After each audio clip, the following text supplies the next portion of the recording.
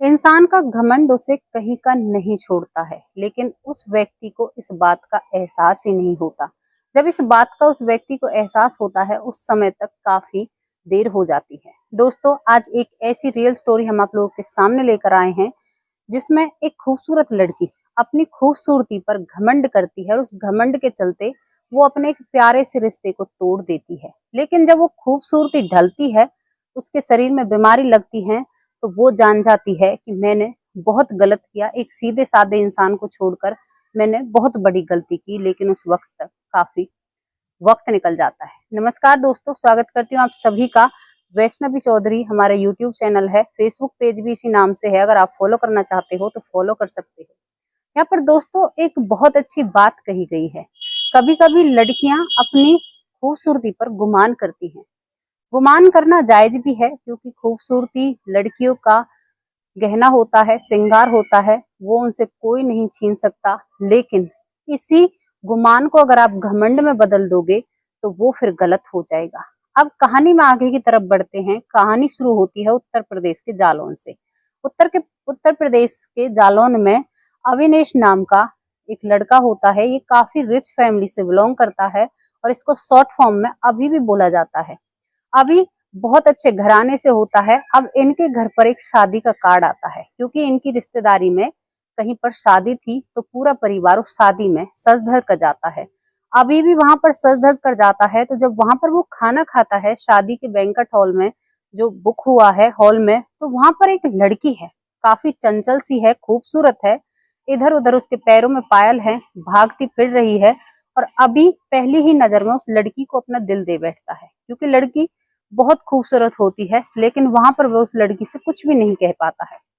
पूरा परिवार अपने घर आ जाता है। घर आकर रिश्तेदारी में जो शादी थी, बहुत खास और करीब ये लोग थे जिनकी शादी में ये गए हैं, तो उनकी जो एक एल्बम होती है शादी में बनती है, तो वो भी इन लोगों के पास देखने के लिए आती है। तो जब अभी वो एल्बम देखता है, तो उस एल्बम में उस लड़की को पाता है और वह अपने माँ बाप से इस बात का खुलासा कर देता है। वह अपने पिता से कहता है कि पिताजी, ये जो लड़की है इस फोटो में, ये मुझे बहुत पसंद है और मैं इससे ही शादी करूंगा। अभी के परिवार वाले बहुत खुले स्वभाव के थे और वह अब अपने बेटे के लिए इस लड़की के घर रिश्ता भेज देते हैं, क्योंकि ये लड़की इनकी ही रिश्तेदारी में से थी, जानने वालों के लोगों घर में से। जैसे अभी उस शादी में खास थे, उसी तरह ये लड़की भी उस शादी में खास होती है। अब यहाँ पर जब अभी का रिश्ता इस लड़की के घर जाता है, तो ये लड़की मना कर देती है। दरअसल जो अभी नाम का लड़का था, स्वभाव का बहुत अच्छा था, दिल का बहुत अच्छा था, लेकिन थोड़ा सा सांवला, थोड़ी सी सिकल सूरत उसकी ठीक नहीं थी। जब लड़की फोटो देखती है तो साफ मना कर देती है कि मैं कहाँ हूँ और ये कहाँ है। भले ही हमारे पास पैसे नहीं है, लेकिन मैं इससे शादी नहीं कर सकती। लेकिन जिस लड़की के घर रिश्ता गया था, उस लड़की का नाम जानवी होता है। अब जानवी का जो पिता होता है, वो इस रिश्ते से मना नहीं कर पाता है और अपनी बेटी को समझा बुझाकर उस लड़के के साथ शादी कर दी जाती है। शादी हो जाती है। शादी के बाद जानवी इनके घर में आ जाती है। तो घर में आते ही जानवी ऐसा व्यवहार करती है कि जैसे कि अभी तो इसका दुश्मन है, लेकिन अभी फिर भी इसको समझता है। कहता है कि नई जगह है, नए लोग हैं, तो थोड़ा एडजस्ट करने में प्रॉब्लम हो रही होगी। लेकिन जानवी के मन में और ही गुमान था कि तुम इतने बुरे हो और मैं इतनी सुंदर हूँ। अब कुछ दिन बीतते हैं, तो अभी को पता चल जाता है कि मेरा रिश्ता जब जानवी के घर गया था, तो जानवी ने मना कर दिया था। तो कहीं ना कहीं अभी के दिमाग में एक बात आई कि कहीं मैंने जानवी के साथ जबरदस्ती तो नहीं कर दी है। लेकिन फिर धीरे धीरे वक्त निकलता है। जानवी यहाँ पर एडजस्ट करने की बिल्कुल भी कोशिश नहीं करती है, क्योंकि उसे अभी पसंद नहीं था।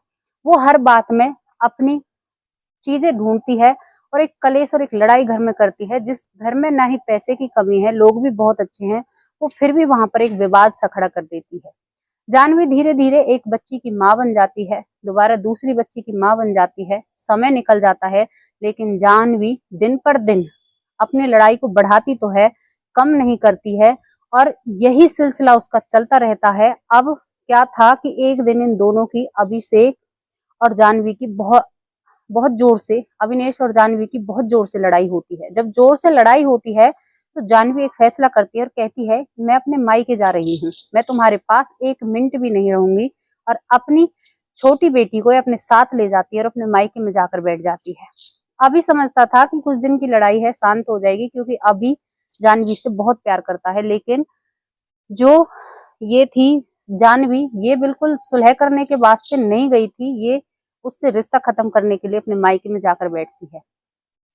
अब जानवी अपने मायके में जाकर एक केस फाइल करती है डिवोर्स का। जब डिवोर्स की खबर अभी के पास पहुंचती है तो अभी हैरान हो जाता है कि इतनी बड़ी लड़ाई तो नहीं थी जिसके ऊपर मुझे जानवी डिवोर्स दे रही है। घर वालों को बहलाती है, फुसलाती है, अपने घर वालों को तरह तरह की बातें सुनाती है और अब वो कामयाब हो जाती है, केस लड़ती है और जीत जाती है और अभी को डिवोर्स दे देती है।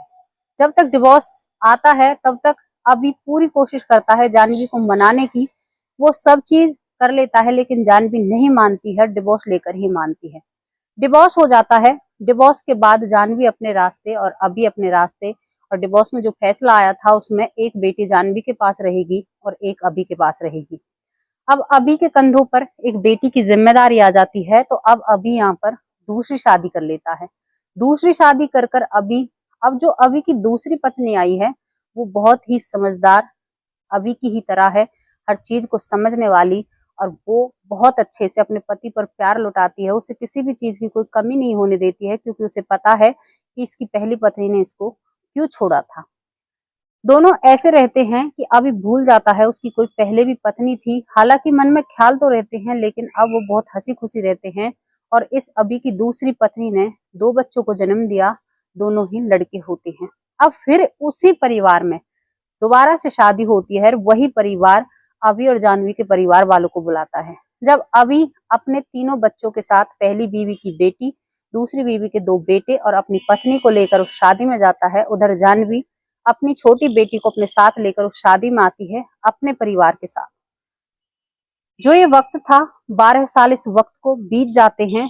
वहां पर अभी बहुत एंजॉय करता है क्योंकि उसकी लाइफ में किसी भी चीज की कोई कमी नहीं है, लेकिन जो जानवी थी वो अधूरी थी, अकेली थी और उसके साथ कोई भी नहीं था। वो काफी परेशान थी, काफी सारी दिक्कतों का सामना कर रही थी। तभी जानवी की नजर अभी पर पड़ती है।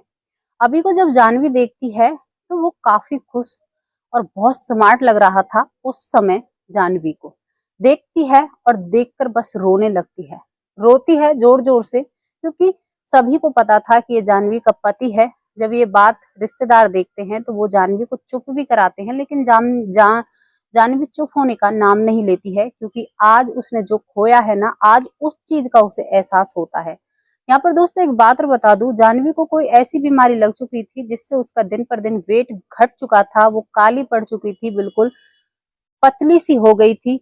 अब अभी दूर से देख रहा है कि यहाँ पर ये शोरगुल्ला कैसा है। जब नजदीक से जाकर देखता है तो पहली नजर में जानवी उससे, मतलब उसे समझ नहीं आती है कि ये जानवी ही है, लेकिन वो पहचान लेता है और देखकर कहीं ना कहीं उसे पुराने दिन याद आ गए थे कि मेरी जानवी तो बहुत सुंदर थी। उसके मुख से यही वर्ड निकलते हैं, लेकिन उसके कदम पीछे हो जाते हैं क्योंकि उसकी पत्नी है, उसके 2 बच्चे हैं, वो उसके साथ नाइंसाफी नहीं कर सकता। लेकिन पहला प्यार उसका जानवी ही होती है।